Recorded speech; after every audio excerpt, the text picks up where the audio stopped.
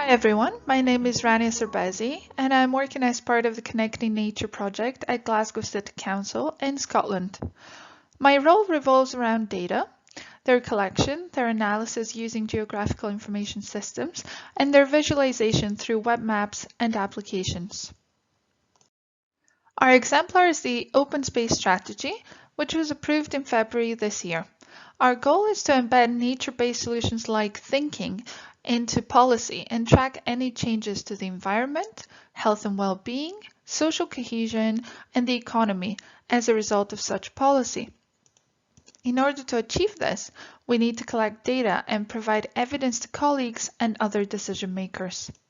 My work concentrates on creating a database of all relevant data before undertaking geospatial analysis to help with citing nature-based solutions that are in the right place, at the right time, and of the right type. Our academic partners were tasked with designing lists of indicators that would be applicable to nature-based solutions across Europe in the fields of social cohesion, health and well-being, environment, and economics. We had to review these lists and assess each indicator's applicability to our exemplar. Once the list was finalized, it was time to start looking for the relevant data sources, which vary at both national and city level. An example of data sources we successfully tracked with the help of colleagues was the UK's official labour market statistics, in order to get access to the latest business data at a relatively granular level.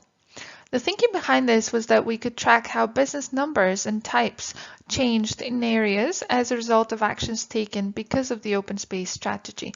Similarly, we were interested in a number of health and well-being indicators, as there are numerous studies indicating improvements in open space users' mental and physical health as a result of their interaction with nature and the community in open spaces.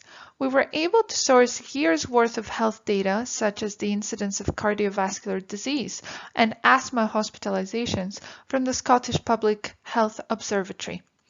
In combination with data on air quality, for example, provided by the Scottish Government, we can identify the most at-risk areas and cite the best open spaces for the production of fresh produce or undertaking exercise. With the help of our academic partners and arm's-length organizations, we have successfully sourced habitat and flood mitigation data for the city, which will be really helpful when looking at the multifunctional nature of our open spaces. There are, however, still data that we haven't been able to source, and we continue our search through making new contacts and promoting our work through channels such as the UrbanByNature Caucasus webinar series.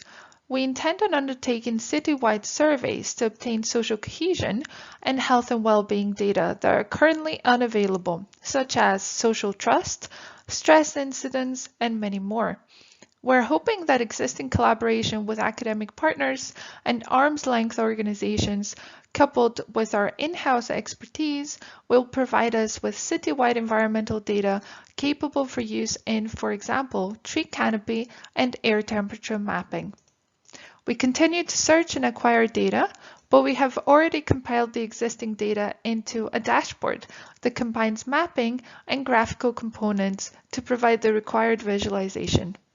This is what the dashboard currently looks like. You can see that there are two main elements, the map, and then you've got different graphs that extract the information and data from the map. You also have this side panel that provides information about the different data sources and the purpose of this dashboard. So in the map, we're currently displaying the open spaces in Glasgow, and by clicking here, you can select different layers that you may be interested in. So let's say we're interested in looking at cooling potential. You click here and you can get the information displayed. You can zoom in and out, and you can click on different features to get some more detail about them. In terms of the graphs, they're displaying the latest year of data that we have, and underneath that you can see an outline of how the data has changed and how the trends have changed over the years. Another function of this dashboard is that by selecting here, you can select a specific area that you're interested in. This is at an administrative level that's just one level above the minimum one, the smallest possible level in Glasgow.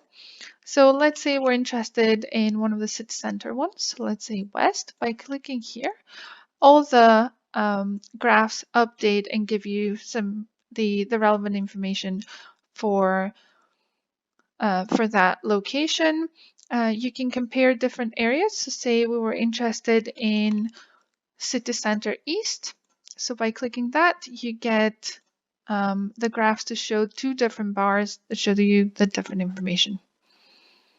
The idea is that there is a central system that presents all available socioeconomic, health, and environmental data, therefore creating a baseline for existing trends and allowing for these to be overlaid to provide some idea of patterns across the city. This is also meant to centralize access to information for the rest of Glasgow City Council departments, such as those colleagues working on determining planning applications for the construction of new housing and commercial developments, along with my biodiversity colleagues who will have access to a holistic view of environmental trends within Glasgow. So as you can see, this is a very powerful tool for visualizing data in an easy to understand manner. However, as we get access to more data, the interface may become too crowded, and we're looking to see how we can adapt things so that this remains easy to understand and useful. We're currently working to engage as many colleagues as possible in our open space strategy so that we can produce a delivery plan, which will constitute a spatial translation of the strategy. We are starting to think about the potential data analysis required to get the evidence we need as per the strategy and start producing outputs and solutions. We therefore intend on using the dashboard as a baseline visualization tool and a central point of reference when looking for data. However, the delivery plan will be a web-based application that identifies the best sites for specific types of nature-based interventions, following intensive data analysis and stakeholder engagement processes. The data in the system will be live, allowing for users to see the most up-to-date information on siting and typologies.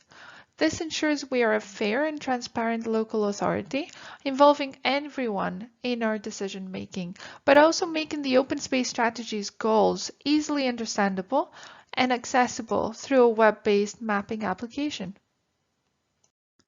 Thank you all very much for listening. Please do not hesitate to contact me in the email below.